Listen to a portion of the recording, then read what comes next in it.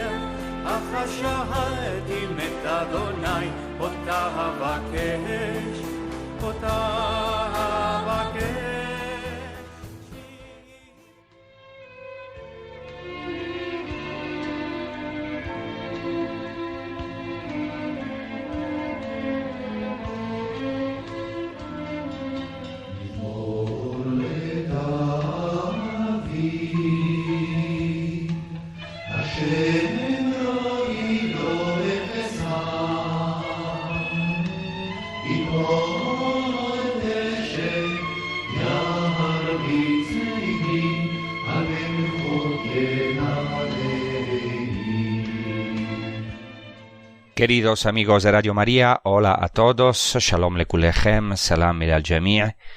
Comenzamos este episodio con un canto, con el salmo El Señor es mi pastor en hebreo. El Señor es mi pastor, nada me faltará, y dice, en lugares de verdes pastos me hace descansar, junto a aguas de reposo me conduce. La expresión hebrea dice exactamente Mei Menuchot, a aguas de reposo. Y este versículo nos introduce sobre el tema de hoy, el encuentro de Jesucristo con la mujer samaritana junto al pozo de Jacob. Como sabéis, en esta emisión que dirijo desde hace varios años, intentamos ir a las fuentes de nuestra fe en Tierra Santa. Esto significa ir también a las fuentes de los lugares santos y también de las lenguas en las que Dios se reveló, del ambiente cultural, social, religioso, de todo lo que podemos saber de los tiempos de Jesús, también del trasfondo judío y griego de los evangelios. Y hoy iremos a una fuente, a un manantial, al pozo de Jacob, que está en Samaria, y luego hablaré del encuentro de Jesucristo, del Mesías, con la samaritana, con esta mujer, en la región de Samaria. Intentaré concluir este tema en los próximos episodios. En primer lugar, estamos en el capítulo 4 del Evangelio de Juan, en el ministerio público de Jesucristo. Estoy tratando de seguir más o menos una línea cronológica.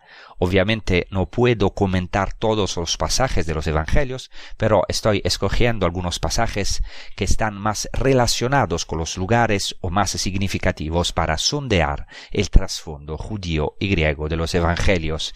Y estamos justamente en el ministerio público de Jesucristo. Como ya he explicado en episodios anteriores, el Evangelio de Juan describe 3 Pascuas que vive Jesucristo, a diferencia de los Evangelios sinópticos, o sea, Marcos, Mateo y Lucas, que en cambio narran una sola Pascua de Jesucristo, es decir, prácticamente narran el viaje de Jesucristo a Jerusalén en esta única Pascua. Claramente después de exponer la infancia de Jesús en los casos de Mateo y Lucas, y luego el ministerio público se narra esta Pascua, este culmen de la vida de Jesucristo, que es su misterio pascual, esta última Pascua de Jesucristo a Jerusalén. Precisamente del Evangelio de Juan deducimos que Jesús vivió al menos 3 años de ministerio público en Galilea antes de su Pascua final, donde dio su vida por nosotros, donde cumplió no solo toda su vida, el misterio pascual, sino también toda la historia de la salvación. Así estamos ahora en esta primera Pascua que vive Jesucristo, en la que Juan sitúa la llamada purificación del templo o consagración del templo o expulsión de los mercaderes del templo y también el diálogo de Jesús con Nicodemo.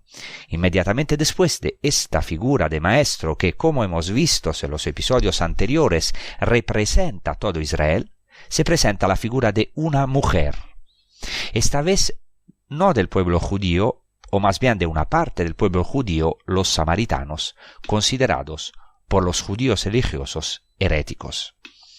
Vayamos pues a este pozo, a esta fuente de Jacob, porque es allí donde Jesucristo nuestro Señor eligió encontrarse con una mujer samaritana y en ella encontrarse con toda Samaria, toda la iglesia de Samaria. Podemos decir también encontrarse con toda la iglesia universal y también a nosotros, nuestra alma, porque en esta mujer estamos representados, cada uno de nosotros. Nosotros somos hoy la mujer samaritana.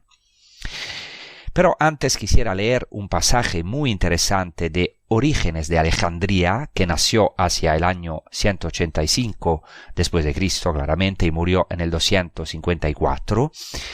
En uno de sus tratados sobre la oración, que es maravilloso, hay un comentario muy hermoso sobre esta fuente de Jacob y la importancia de sacar agua de este pozo. Quisiera comenzar con la introducción de este mismo pasaje. No lo leeré todo, pero es maravilloso. Orígenes tuvo una gran perspicacia. Orígenes es el primero en la Iglesia que habla de mística. Pero ¿qué es la mística para Orígenes? Para Orígenes la mística es el sentido misterioso, es decir, el sentido profundo de las Escrituras, a la cual hay que ser iniciado. O sea, la lectura mística, o mejor dicho, la unión profunda con Dios mismo y con Jesucristo a través de las Escrituras. Es decir, la unión con Dios mismo a través de su palabra.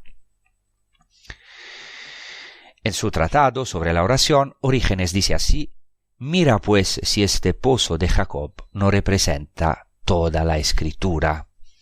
Es decir, para Orígenes, el pozo de Jacob, el manantial de Jacob, representa toda la Escritura. Y sigue así: el agua que Jesús da en cambio es la que está más allá de lo que está escrito. Y aquí hay un punto muy importante. Orígenes hace una distinción entre el pozo de Jacob, que simboliza para él toda la Escritura. La Escritura es como un pozo del que sacamos esta agua viva que viene de Dios, pero él habla de una profundidad aún mayor, más allá de lo que está escrito, que es el agua viva que da Jesucristo, que es el Espíritu mismo.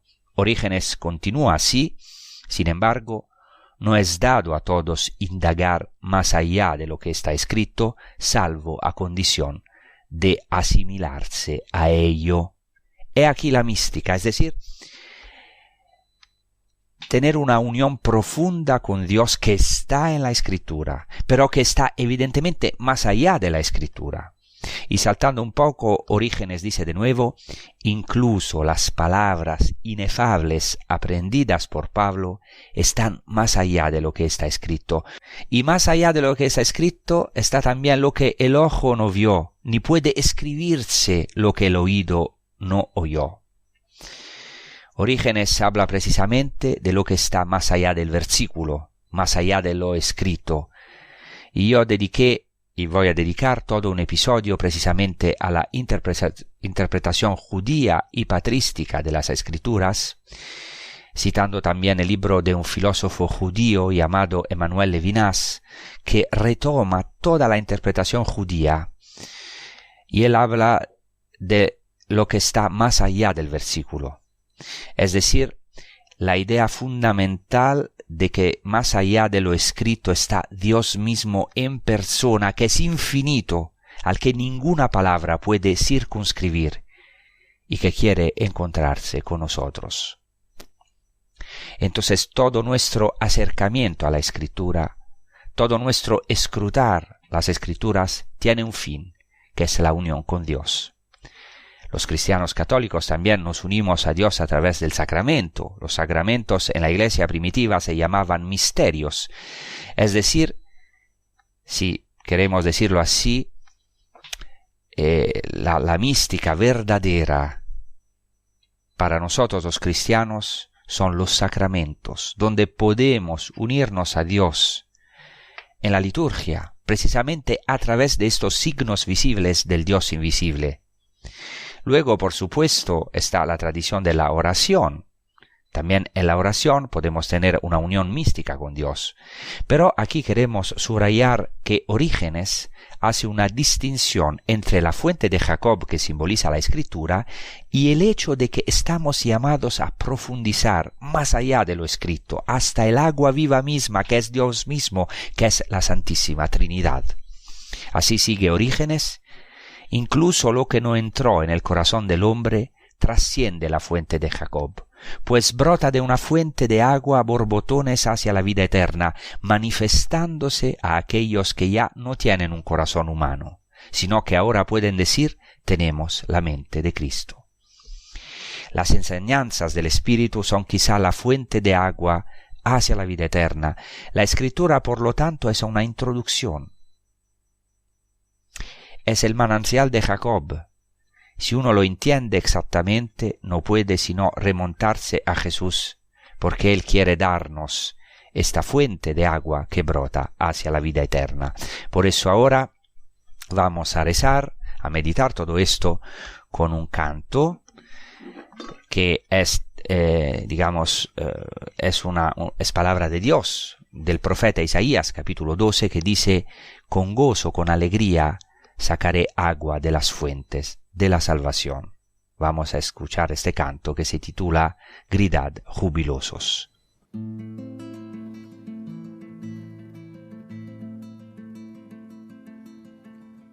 Gritad jubilosos, qué grande es en medio de ti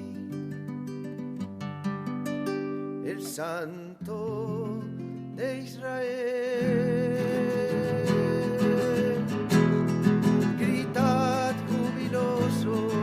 Qué grande es en medio de ti el Santo de Israel. El Señor es mi Dios y mi Salvador. Confiaré y no temeré, porque mi fuerza y mi canto es el Señor. Él es mi salvación. Gritad jubilosos, qué grande es en medio de ti el Santo de Israel. Sacaréis aguas con gozo de las fuentes de la salvación. Dad gracias al Señor, invocad su nombre, proclamad entre los pueblos sus hazañas. Gritad jubilosos, qué grandes en medio de ti el Santo de Israel. Cantad al Señor que hizo proezas, anunciadlas a toda la tierra. Gritad jubilosos, exultad, habitantes de Sión. Gritad jubilosos, qué grandes en medio de ti el Santo de Israel. Gritad jubilosos, qué grandes en medio de ti el Santo de Israel.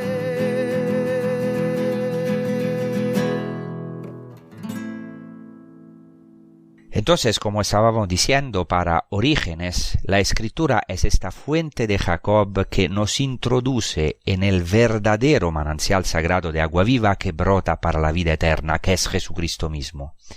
Y me gustaría ir en la medida de mis posibilidades, ir hoy a esta fuente de Jacob, junto con vosotros. Y también en el próximo episodio, si Dios quiere, ir a este pozo donde Jesús esperó a la samaritana y espera a cada uno de nosotros.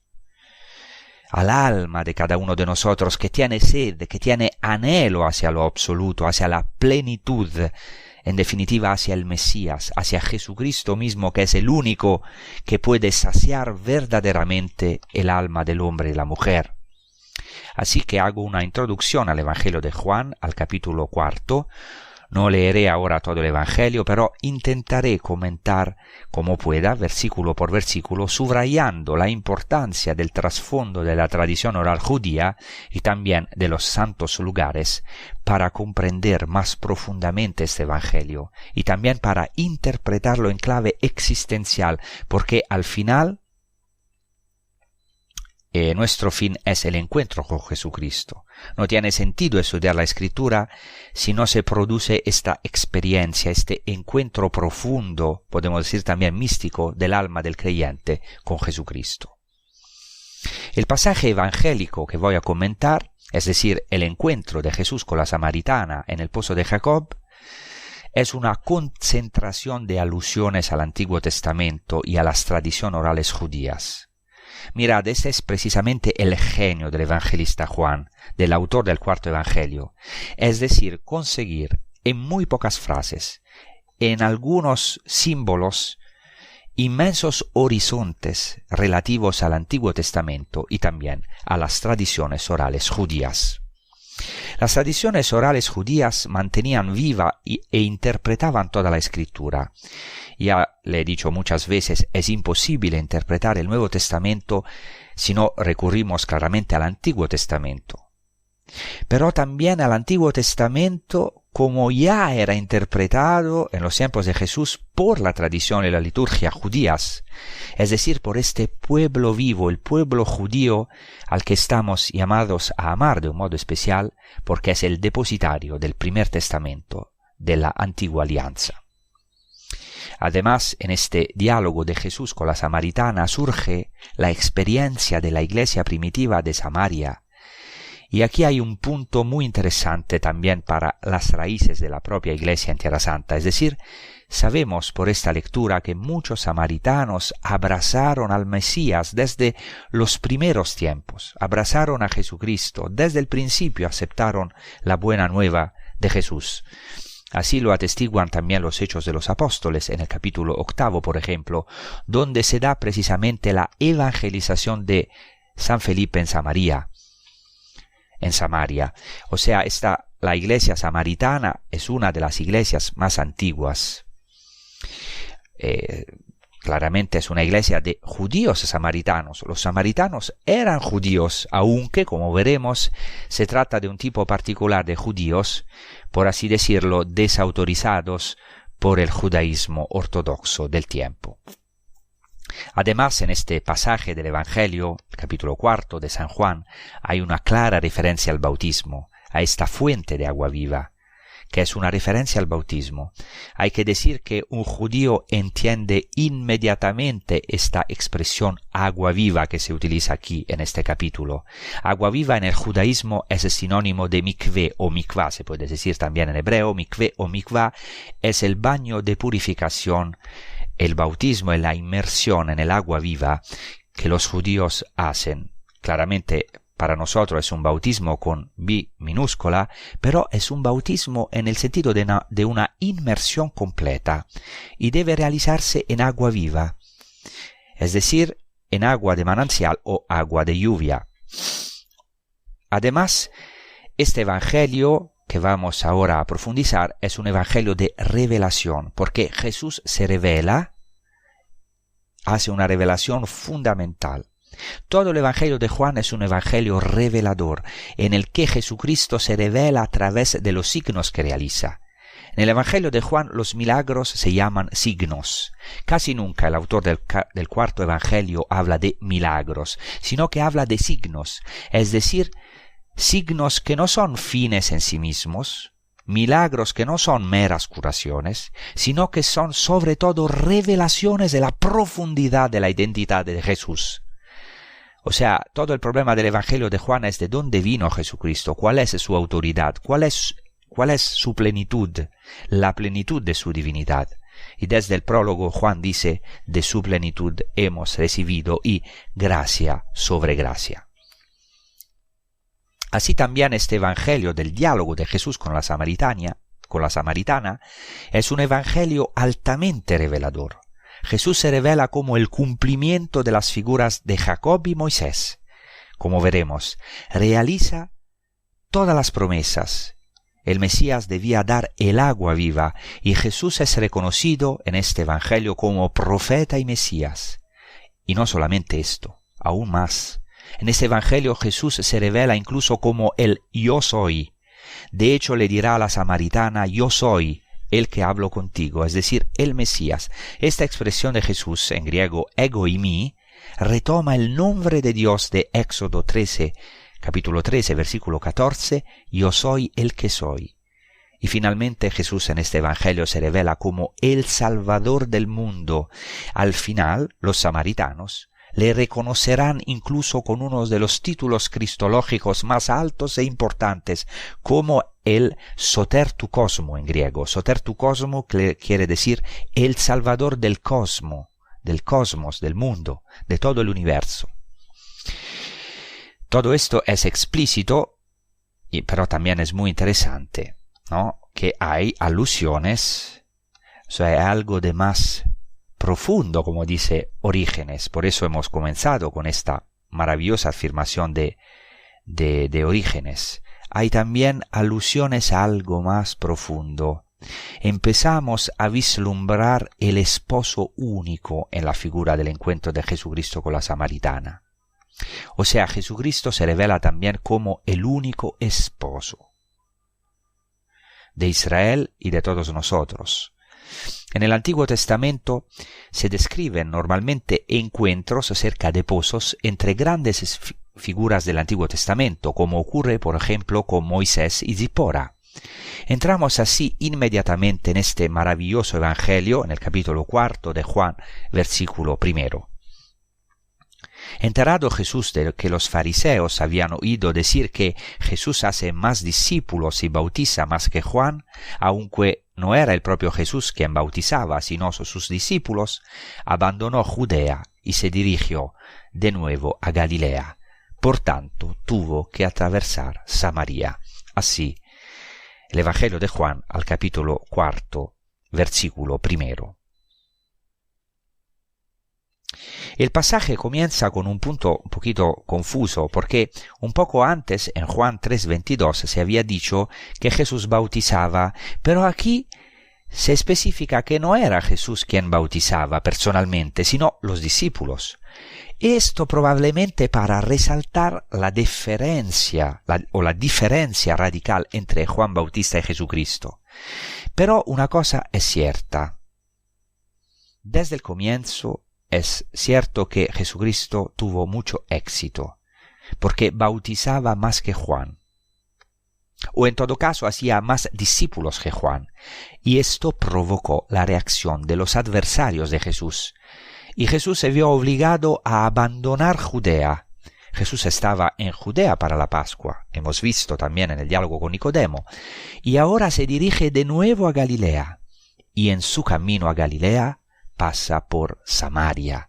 Eso es muy importante, porque sabemos que la Pascua es una de las 3 fiestas de peregrinación, según los judíos, lo he dicho muchas veces, y había 2 rutas principales. Una por el valle del Jordán, que era un camino bastante difícil, porque había que atravesar regiones muy desérticas, sin agua, y probablemente era más fácil hacerlo en el viaje de ida, con la alegría de subir a Jerusalén.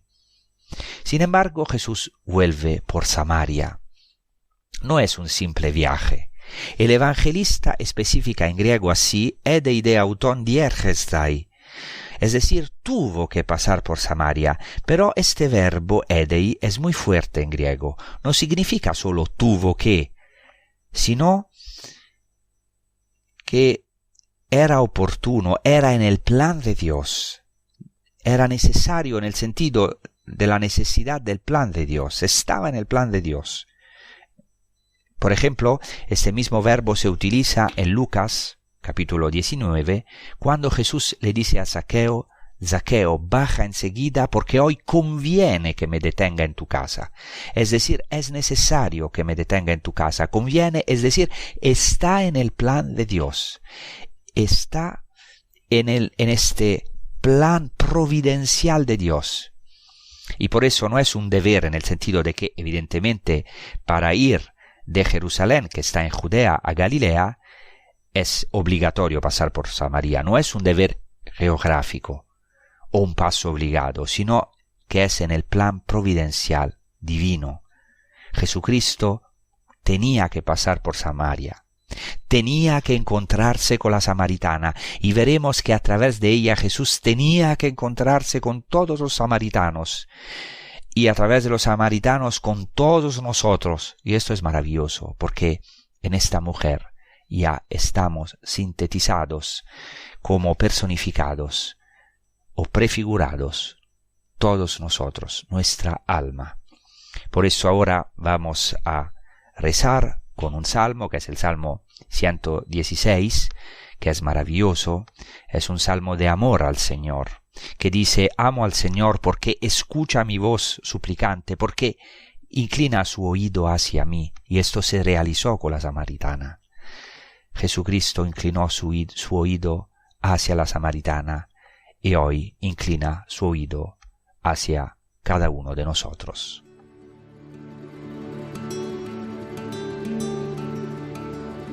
Amo al Señor porque escucha mi voz suplicante, inclina hacia mis oídos el día que lo invoco. Me envolvían redes de muerte, me alcanzaron los lazos del infierno, me rodeaban tristeza y angustia. Invoqué el nombre del Señor. Te ruego, Señor, sálvame. Recobra, alma mía, tu reposo.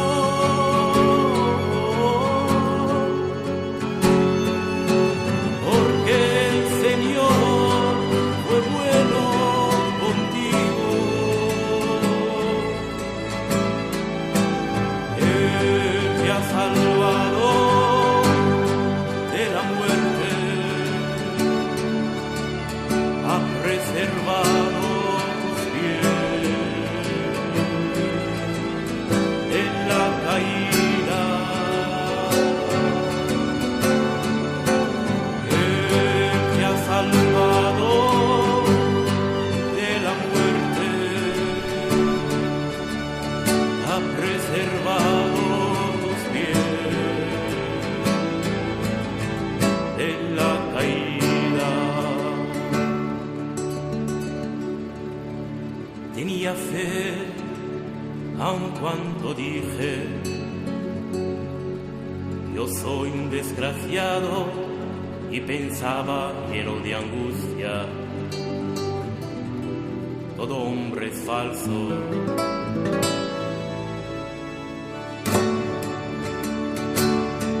¿Cómo pagaré al Señor todo el bien que me ha hecho? Alzaré la copa de la bendición, invocaré el nombre del Señor. Recobra, alma mía, tu reposo.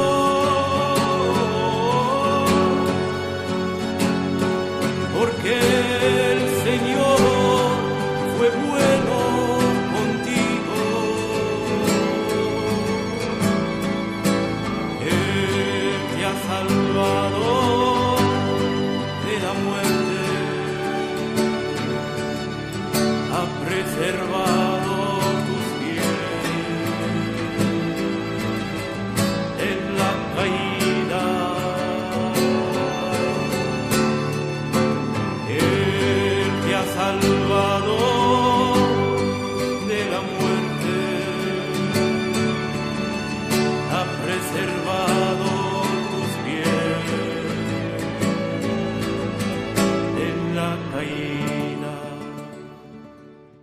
Entonces convenía que Jesucristo pasase por Samaria. Tuvo que pasar por Samaria. ¿Por qué es tan importante Samaria? Espero que tengáis la oportunidad de visitarla al menos una vez en la vida. Aquí hago una breve paréntesis. Samaria se encuentra en el centro de Tierra Santa, no solo geográficamente, de hecho es la región que se encuentra entre Judea y Galilea, sino también históricamente. Tantos acontecimientos sucedieron en Samaria. En primer lugar, recordemos el pasaje de los patriarcas. Hay que pensar que el primer lugar donde se asentó Abraham es precisamente en Samaria. Y apenas Abraham llega a la tierra de Canaán, es decir, a la tierra prometida de Israel, se dice Abraham la cruzó hasta la localidad de Siquem, junto al roble de More. Este encuentro entre Jesús y la mujer samaritana, es decir, este pozo de Jacob, está justo en Siquem, a solo unos cientos de metros de la antigua localidad de Siquem. Y el primer lugar donde Abraham se asienta está justo en Siquem, es decir, en Samaria. No solo eso, sino que también monta su tienda en Betel, que también está en Samaria. El primer altar que él construye está justo en Siquem, en Samaria. Además del paso de los distintos patriarcas, recordamos también a los profetas Eliseo y Oseas, y luego ciudades importantes, por ejemplo, el pozo de Dotán, donde fue arrojado José. Yo tuve la gracia de visitar hace algunos años por primera vez el lugar bíblico de Dotán, y ahí hay pozos. Hasta hoy hay una tradición de que José fue arrojado a uno de estos pozos, vendido por sus hermanos. Y también aquí hay una oposición interesante entre el pozo seco de Dotán, que significa muerte, que significa infamia para José, que significa ser traicionado y vendido por sus hermanos, y el pozo de agua de Sicar. Aún hoy este pozo está lleno de agua, que lo podemos ver, está en una iglesia, la iglesia del pozo de Jacob, el pozo de Sicar. Y aún este pozo hoy está lleno de agua. Piensen que es un pozo de 35 metros de profundidad. De hecho es un manantial. Esta oposición describe bien el contraste de Samaria, porque Samaria es tierra santa, pero al mismo tiempo tierra de idolatría. De hecho, Samaria también está ligada a la idolatría y a la tragedia de la división del reino, que estaba unido bajo los reyes David y Salomón, y luego se dividió. Y también Samaria es conectada a la historia de la terrible idolatría de algunos reyes.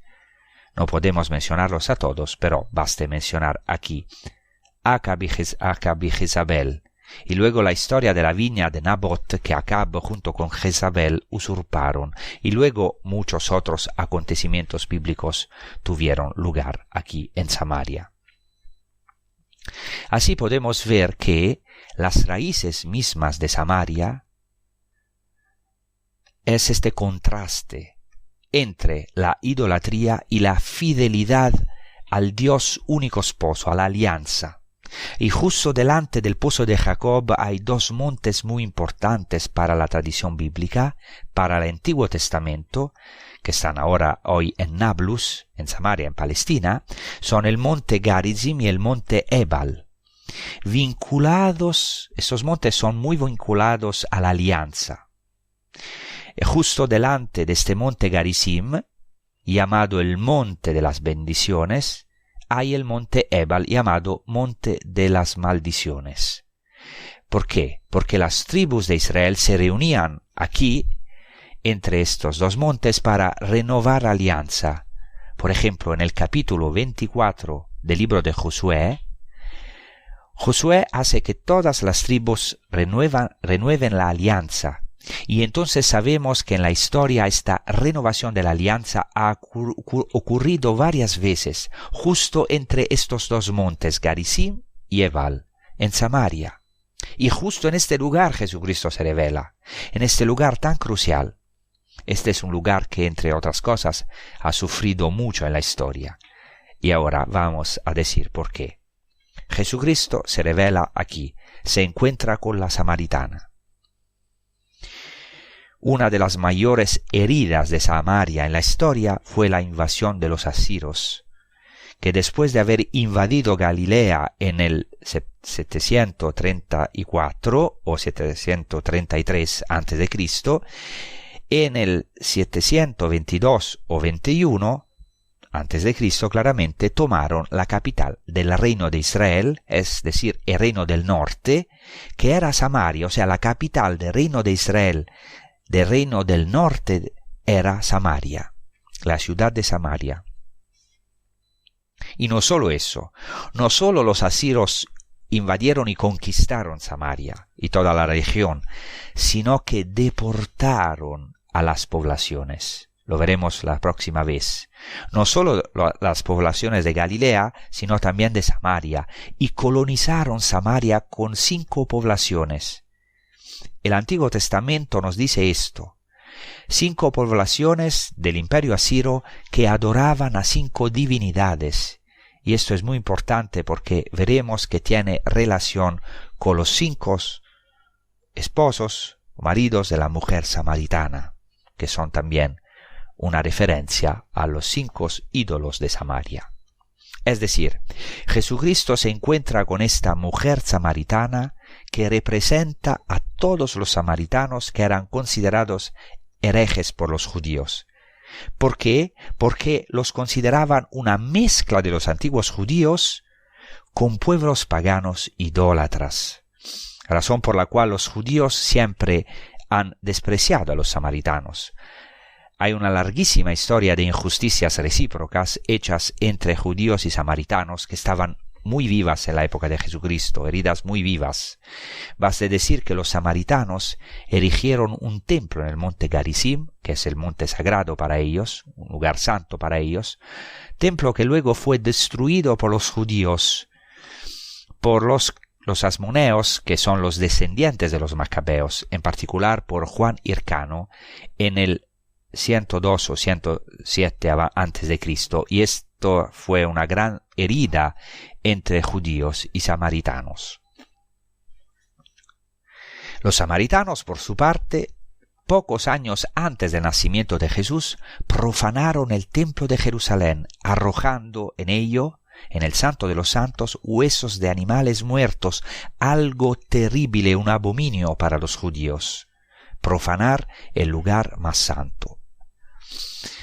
En fin, y lo veremos con más detalle la próxima vez, ciertamente había un gran contraste entre judíos y samaritanos, tanto que, como dice el Talmud, un judío no podía hablar con un samaritano.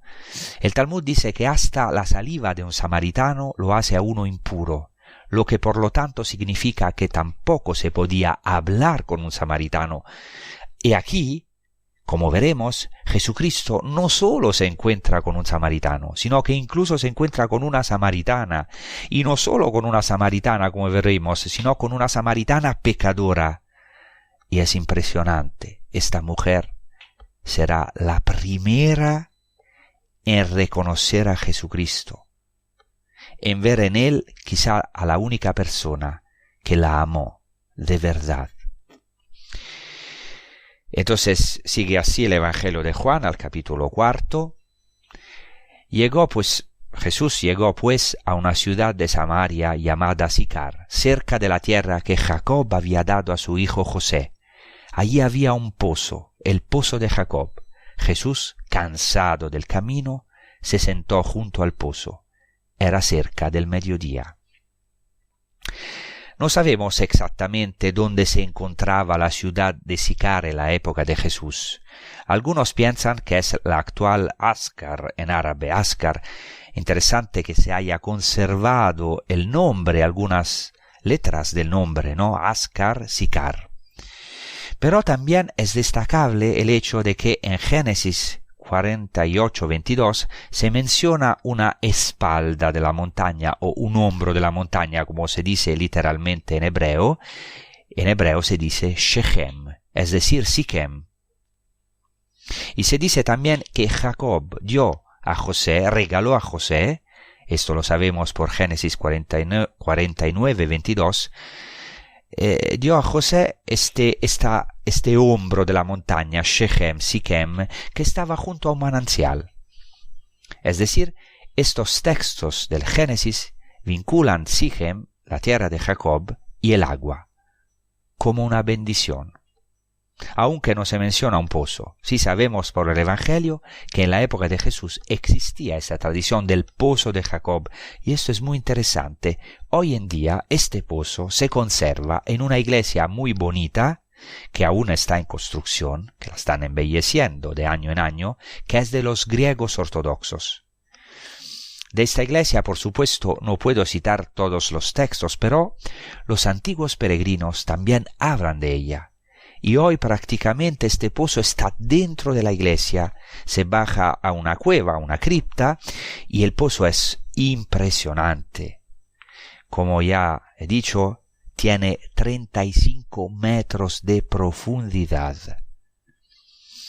En una guía de Tierra Santa, que tengo aquí delante, que es del franciscano Gregor Geiger, al que conozco muy bien, profesor del Studium Biblicum Franciscanum, que escribió junto con Heinrich Fürst, una guía que recomiendo a todo porque es una de las más completas, se llama Tierra Santa. Este autor, Gregor Geiger, que debo decir que está muy al día y también es muy crítico en el buen sentido hacia algunos lugares santos, porque obviamente hay todo un interés de la arqueología justamente para establecer también la veracidad de los lugares santos.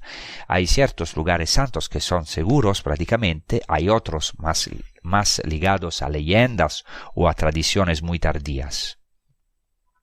Entonces me impresionó mucho lo que dice Gregor Geiger y voy a leer lo que dice sobre este pozo de Jacob. Dice así, escuchad.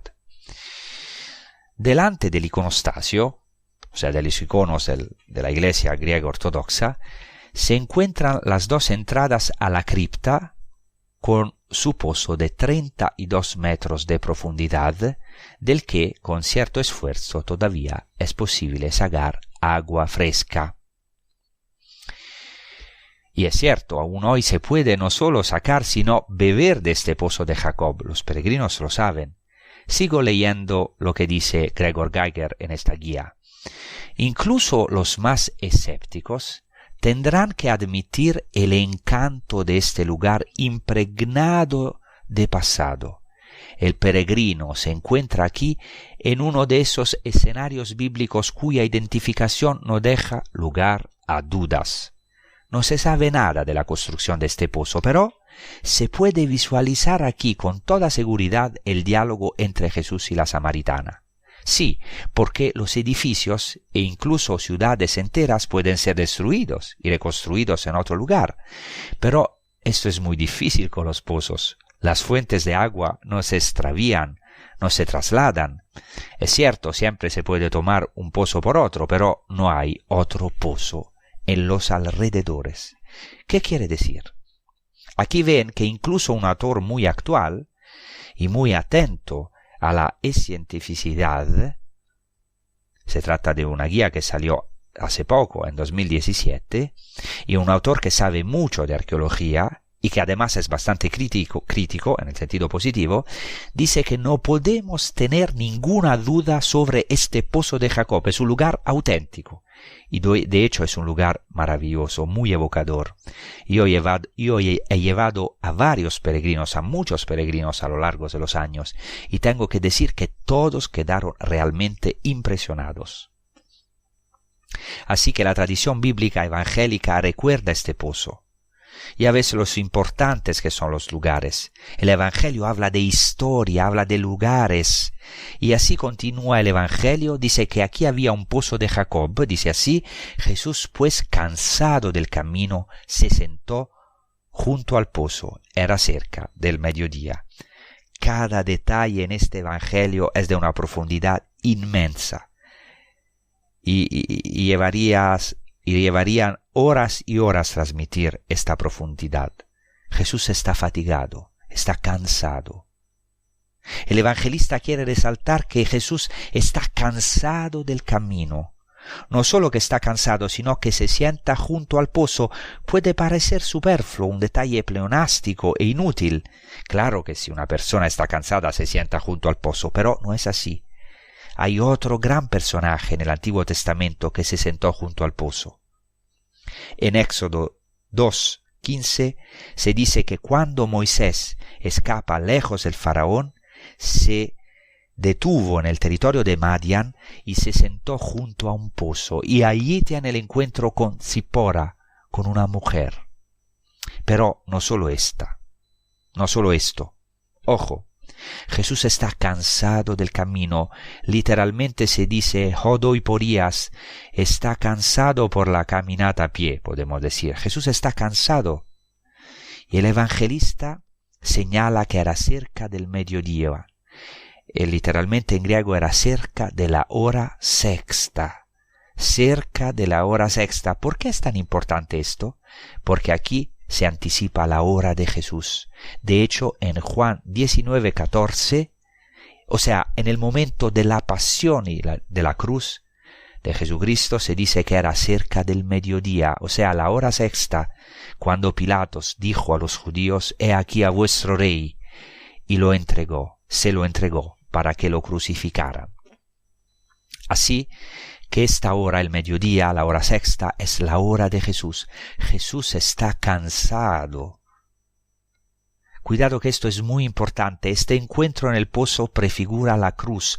Jesucristo cansado en la cruz, destruido y despedazado por los pecados del mundo, pero se convierte en la fuente de agua viva en la cruz, como se dice en el Evangelio de Juan: «El que tenga sed, que venga a mí y beba. El que cree en mí, como dice la Escritura, correrán de su seno torrentes de agua viva». Y no es casualidad que sea Juan quien describa la perforación del costado de Jesús por la lanza del soldado, y el torrente de sangre y agua fluyendo, brotando y manando del costado de Cristo, que es la verdadera fuente de agua viva. Esta fuente, como hemos dicho al comienzo de este episodio, está más allá de lo escrito, como dice Orígenes, ese costado donde los santos amaban morar. Entonces, para terminar, si hay alguno de nosotros cansado, pecador, decepcionado de la vida, como esta samaritana, o pecador como esta mujer, hay un remedio. Hay solución, hay esperanza. Morar en las llagas del Señor, entrar en su costado, se puede hacer. Algunos santos lo anhelaban, incluso a menudo se ponían bajo el icono de Cristo, bajo el crucifijo, anhelando entrar, meterse en esas llagas. Para nosotros, esas llagas son un acceso eterno al cielo. Y eso es muy importante al comienzo de esta Cuaresma. Esa llaga del costado de Cristo es la fuente de la que cada día, cada momento podemos beber, podemos saciar nuestra sed más profunda. Todo esto está implícito aquí, por supuesto, en este cansancio de Jesús en la hora sexta, sentado junto al pozo. Así que esta es ya la hora de Jesús. Jesús está cansado y junto al pozo. Entonces, hoy tenemos esta posibilidad, beber a esta verdadera fuente. Nosotros que muchas veces hemos bebido o bebemos de otras fuentes, y lo sabemos, podemos beber de esas llagas abiertas que son un acceso eterno al cielo. La llaga del costado de Cristo es la verdadera fuente de la que podemos saciar nuestra sed. Entonces, qué maravilla hoy poder fijar nuestros ojos en Jesús cansado para nosotros, para encontrarnos, para que no tengamos miedo de Él, que nos quiere y desea solamente una cosa, anhela solo una cosa también en esta Cuaresma, de encontrarse con nosotros junto al pozo, para que lleguemos a esta profundidad abismal de su amor y de su misericordia, que está en el más profundo del pozo, en los abismos, en las entrañas de Dios mismo, en los rajamim de Dios mismo. Muchas gracias, os deseo una Cuaresma fecunda, que el Señor nos done sobre todo la conversión y de volver a Dios, Dios mismo vuelve a nosotros, viene, encuentra a nosotros, como hemos visto, como a este pozo, como va a encontrar la samaritana, y para que nosotros podamos volver a nosotros mismos, al amor de Dios y también a nuestros hermanos y hermanas. Bueno, un saludo a todos y buena prosecución con los programas de Radio María. Hasta la próxima.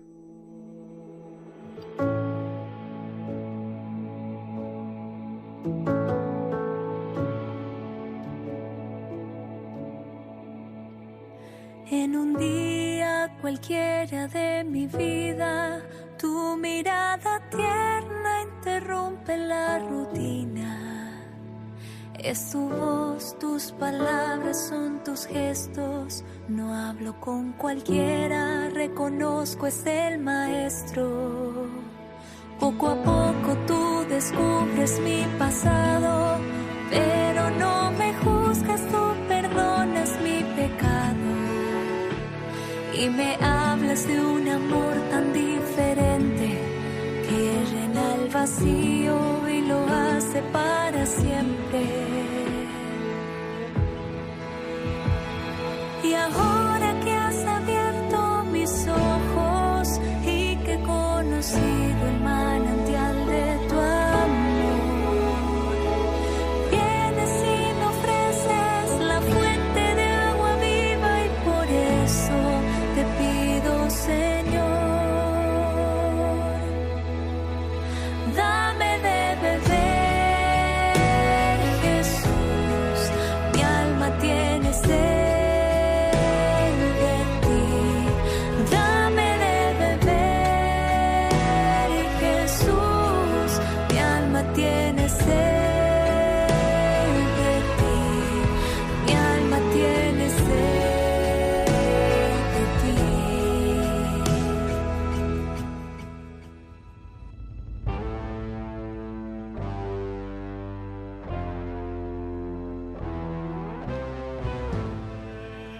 Y así concluye A las fuentes de la fe en Tierra Santa, con el padre Francesco Voltaggio.